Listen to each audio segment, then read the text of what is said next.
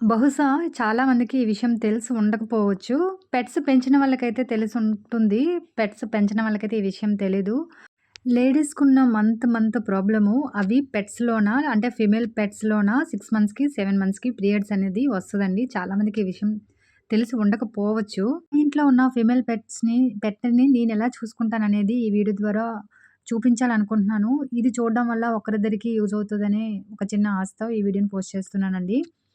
ఆ పీరియడ్ టైంలో అంటే 6 మంత్స్‌కి, 7 మంత్స్‌కి అవుతది కదా! నేను మెడికల్ షాప్‌కెళ్తే అంటే పెట్ షాప్‌కి వెళ్ళామనుకోండి, పెట్స్‌కి సంబంధించిన పీరియడ్ టైంలో డైపర్స్ ఉంటాయి.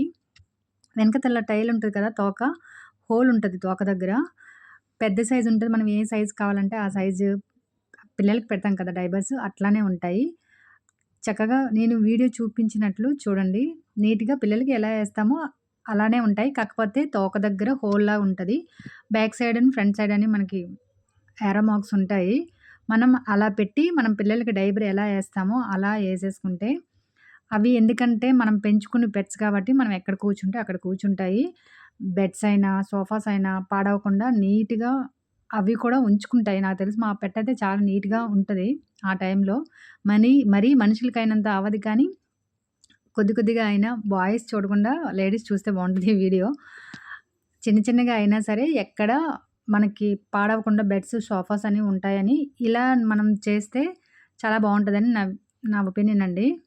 చిన్న విషయం చెప్పి వీడియోని ఎండ్ చేసేస్తాను. మనకి ఎలా అయితే ఆ టైంలో మూడ్ స్వింగ్స్ ఉంటాయో డాగ్స్‌కి గూడా ఉంటాయండి. సేమ్ ఫీలింగ్స్ ఉంటాయి. ఇక్కడ చెప్పాల్సిందేంటంటే, మనం పెంచుకోవాలని ఏమైనా పెట్స్‌ని అనుకుంటే, పిల్లల్ని ఎలా అయితే చూస్తామో, వాటిని అలా చూస్తేనే పెంచుకోండి. చాలా పేషెన్స్ గూడా ఉండాలి. ఈ వీడియో ద్వారా ఇదే చెప్పాలనుకుంటున్నానండి. నా వీడియో నచ్చినట్లయితే ప్లీజ్ సబ్స్క్రైబ్ చేయండి, లైక్ చేయండి, కామెంట్ చేయండి.